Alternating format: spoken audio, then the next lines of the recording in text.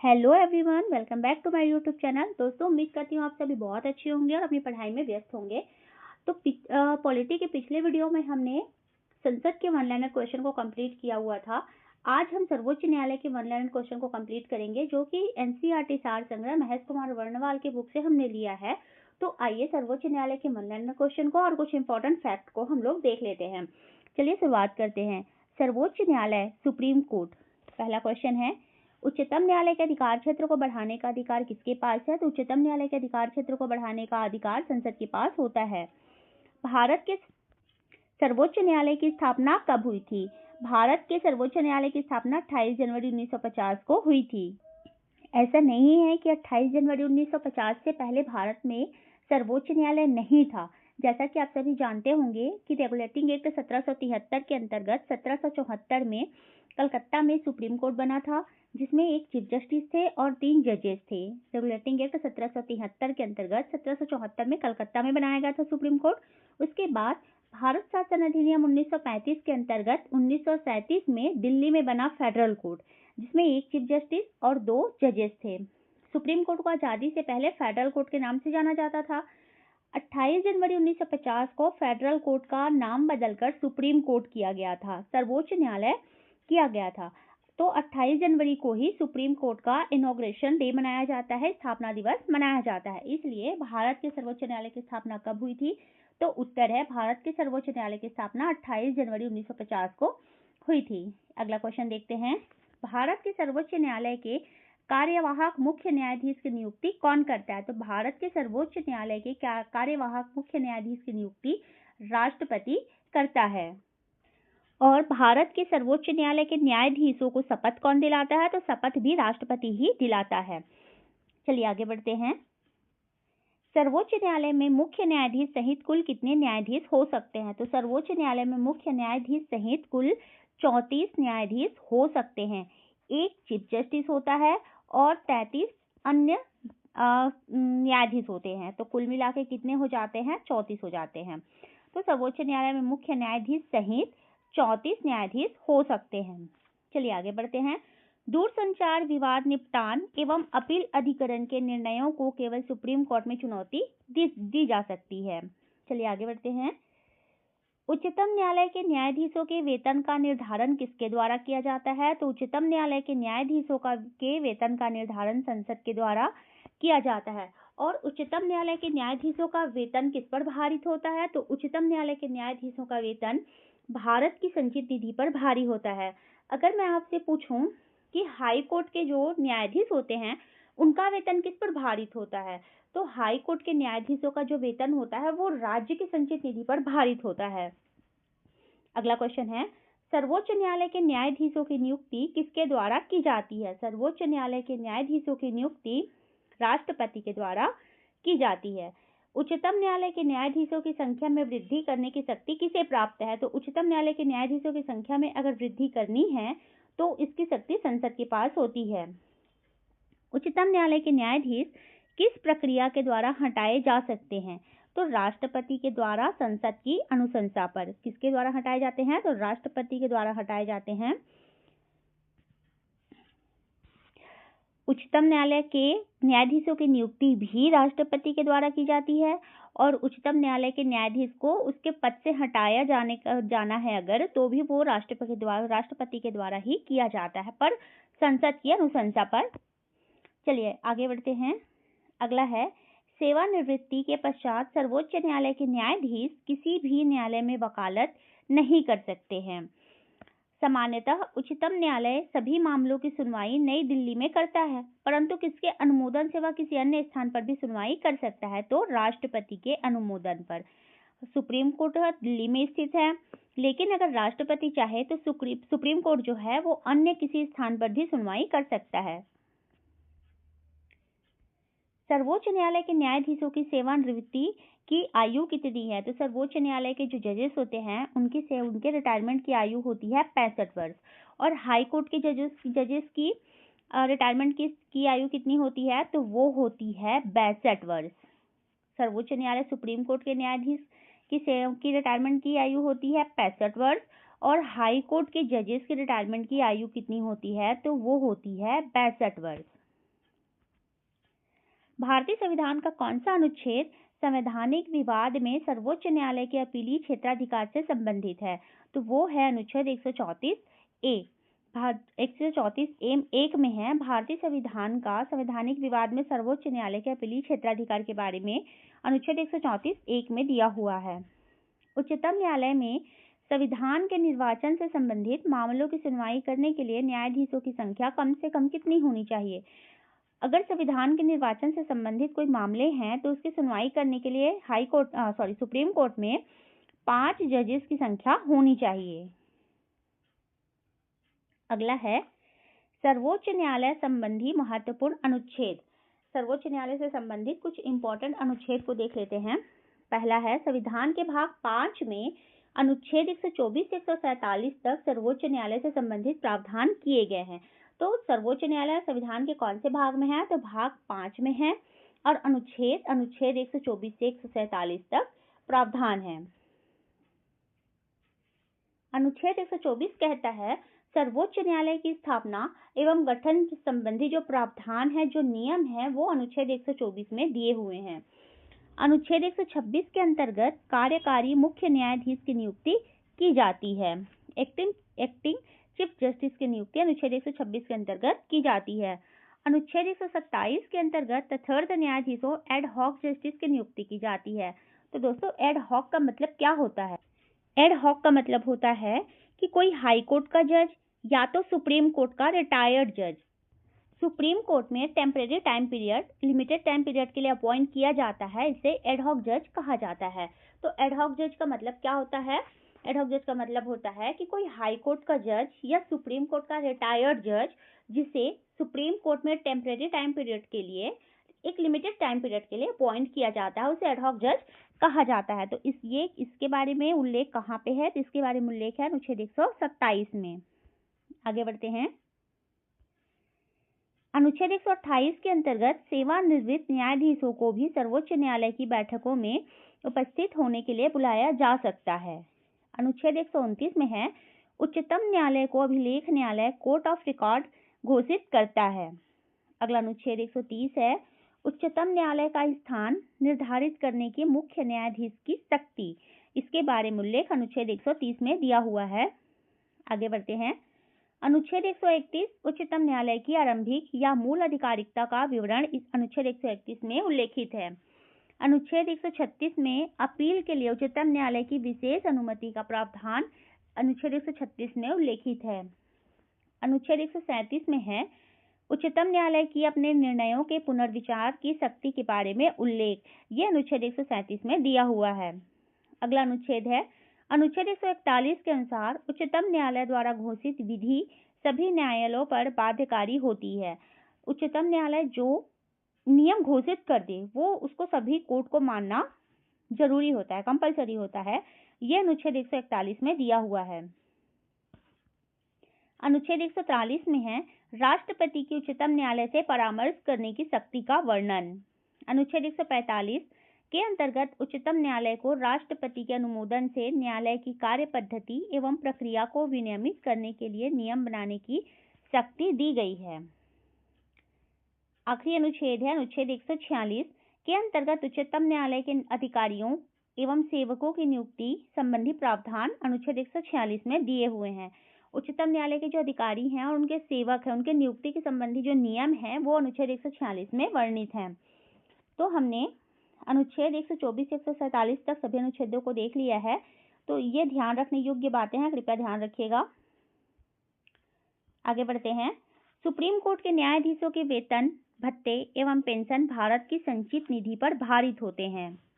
जैसा मैंने आपको पहले बताया था कि सुप्रीम कोर्ट के जो जजेस होते हैं उनके पेंशन, वेतन, भत्ते ये भारत की संचित निधि पर भारित होते हैं। हाई कोर्ट के जजेस के जो वेतन होते हैं, भत्ते होते हैं, वो राज्य की संचित निधि पर भारित होते हैं, किंतु हाई कोर्ट के जो जजेस होते हैं उनके पेंशन ये भारत की संचित निधि पर भारित होते हैं। ये ध्यान रखिएगा। सुप्रीम कोर्ट के न्यायाधीशों के वेतन, भत्ते, पेंशन ये भारत की संचित निधि पर भारित होता है और जो हाई कोर्ट के न्यायाधीश होते हैं उनके वेतन, भत्ते तो राज्य पर भारित होता है, राज्य पर भारित होता है वेतन और भत्ते। किंतु उनके पेंशन ये राज्य पर भारित नहीं होता है, ये भारत की संचित निधि पर भारित होता है। ये ध्यान रखने योग्य बातें हैं, कई बार क्वेश्चन इसी में फंसते हैं, तो इसको ध्यान रखिएगा। चलिए आगे बढ़ते हैं। केंद्र और राज्यों के मध्य होने वाले विवादों का निर्णय करने की भारत के उच्चतम न्यायालय की शक्ति आती है। इसकी मूल अधिकारिकता के अंतर्गत केंद्र और राज्यों के मध्य होने वाले विवादों का निर्णय और भारत के विवादों का निर्णय करने की जो भारत की उच्चतम न्यायालय की शक्ति होती है, ये इसकी मूल अधिकारिकता के अंतर्गत आती है। उच्चतम न्यायालय ने संविधान के मूल ढांचे का सिद्धांत किस वाद में प्रतिपादित किया था? तो कौन सा वाद था? केशवानंद भारती बनाम केरल राज्य 1973 का वाद था। केवल सर्वोच्च न्यायालय में तथार्थ न्यायाधीशों की नियुक्ति का प्रावधान है। जैसे मैंने आपको पहले बताया था, एड हॉक जज की नियुक्ति, जो तथार्थ न्यायाधीश कहलाते हैं हिंदी में, उनकी नियुक्ति सिर्फ और सिर्फ सर्वोच्च न्यायालय में होती है। हाई कोर्ट में, उच्च न्यायालय में उनकी नियुक्ति नहीं की जाती है। एड हॉक जज केवल सर्वोच्च न्यायालय में ही अपॉइंट किए जाते हैं। संविधान का कौन सा अनुच्छेद उच्चतम न्यायालय को उसके द्वारा दिए गए निर्णय अथवा आदेश के पुनर्विलोकन हेतु अधिकृत करता है? तो संविधान का कौन सा ऐसा अनुच्छेद है जो उच्चतम न्यायालय को उसके द्वारा दिए गए निर्णय अथवा आदेश के पुनर्विलोकन हेतु अधिकृत करता है? तो अनुच्छेद 137। अनुच्छेद 137 में है, उच्चतम न्यायालय की अपने निर्णयों के पुनर्विचार की शक्ति। उच्चतम न्यायालय अपना कोई निर्णय दे देता है, उस पर पुनर्विचार कर सकता है, इसकी शक्ति अनुच्छेद 137 में उन्हें प्राप्त है।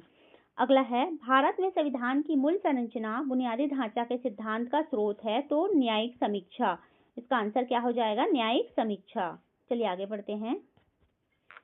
संविधान की व्याख्या करने का अंतिम अधिकार किसके पास है? तो संविधान की व्याख्या करने का अंतिम अधिकार सर्वोच्च न्यायालय के पास होता है।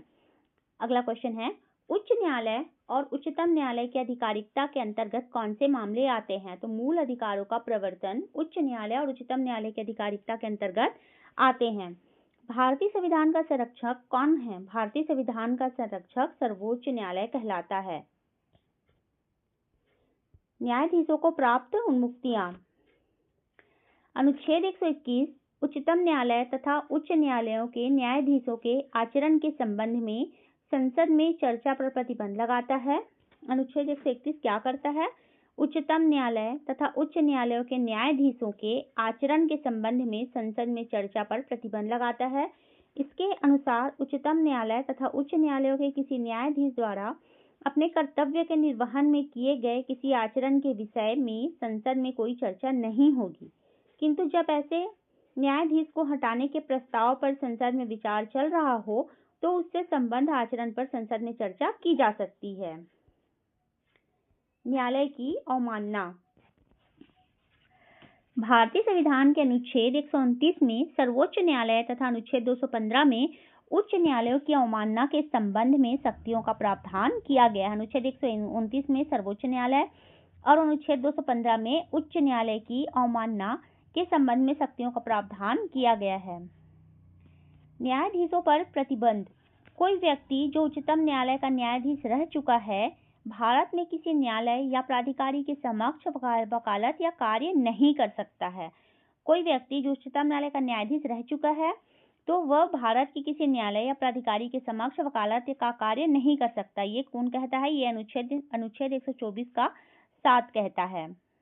आगे बढ़ते हैं।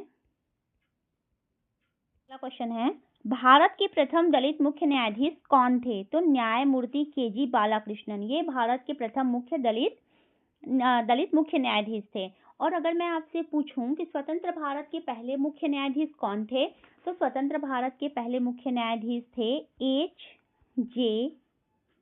कानिया, हरिलाल जे कानिया, और कई जगह पुस्तकों में हीरालाल जे कानिया भी दिया हुआ है, तो आप कंफ्यूज मत होइएगा। स्वतंत्र भारत के पहले मुख्य न्यायाधीश थे H.J. कानिया। अगला देखते हैं। और दोस्तों एक क्वेश्चन और है, आजादी के बाद 1950 में सर्वोच्च न्यायालय की पहली बेंच में कितने चीफ जस्टिस और कितने जजेस थे? तो आजादी के बाद 1950 में एक चीफ जस्टिस थे, सीजे थे, और 7 जो थे वो अन्य जजेस थे। एक चीफ जस्टिस थे और 7 जो थे अन्य जजेस थे, मतलब कुल मिला के उन जजेस की संख्या थी 8। आगे बढ़ते हैं।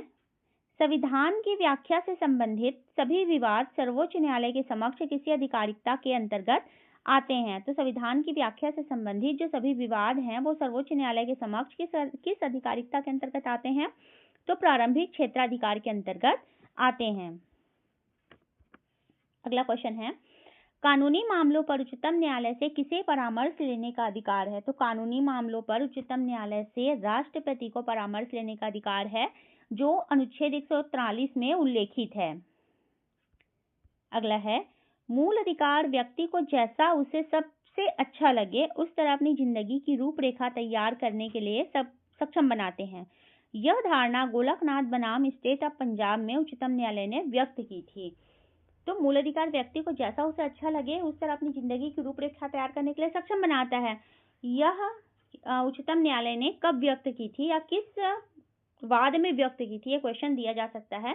तो यह धारणा गोलकनाथ बनाम स्टेट ऑफ पंजाब में उच्चतम न्यायालय ने व्यक्त की थी। चलिए आगे बढ़ते हैं। भारतीय संविधान के किस अनुच्छेद के अंतर्गत सर्वोच्च न्यायालय भारतीय नागरिकों के मौलिक अधिकारों की सुरक्षा करता है? तो भारतीय संविधान के किस अनुच्छेद के अंतर्गत? अनुच्छेद 32 के अंतर्गत सर्वोच्च न्यायालय भारतीय नागरिकों के मौलिक अधिकारों की सुरक्षा करता है। सर्वोच्च न्यायालय के अपीलीय क्षेत्राधिकार को 4 भागों में बांटा जा सकता है। संवैधानिक विषयों से जुड़ी अपीलें जो अनुच्छेद 132 में उल्लेखित हैं, सिविल विषयों से जुड़ी अपीलें जो अनुच्छेद 133 में उल्लेखित हैं, आपराधिक विषयों से जुड़ी अपीलें अनुच्छेद 134 में हैं और विशेष अनुमति से की जाने वाली अपीलें अनुच्छेद 136 में उल्लेखित हैं। सर्वोच्च न्यायालय के न्यायाधीश नियुक्त होने के लिए किसी व्यक्ति को कम से कम कितने वर्ष तक उच्च न्यायालय में वकालत करनी चाहिए? तो सर्वोच्च न्यायालय के न्यायाधीश बनने के लिए किसी व्यक्ति को कम से कम 10 वर्ष तक हाई कोर्ट में वकालत करना चाहिए। सुप्रीम कोर्ट का जज बनने के लिए योग्यता क्या होनी चाहिए?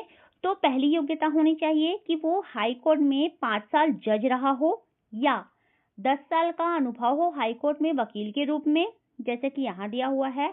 और तीसरा है कि राष्ट्रपति की नज़र में विधि का ज्ञाता हो, परंतु अभी तक ऐसा नहीं हुआ है कि ऐसी किसी सुप्रीम कोर्ट में जज की नियुक्ति हुई हो कि जो राष्ट्रपति की नज़र में विधि का ज्ञाता हो। चलिए आगे बढ़ते हैं। न्यायिक पुनरावलोकन का अर्थ यह है कि सर्वोच्च न्यायालय राज्य के ऐसे कानून जो संविधान के विपरीत हो उसे असंवैधानिक घोषित कर सकता है।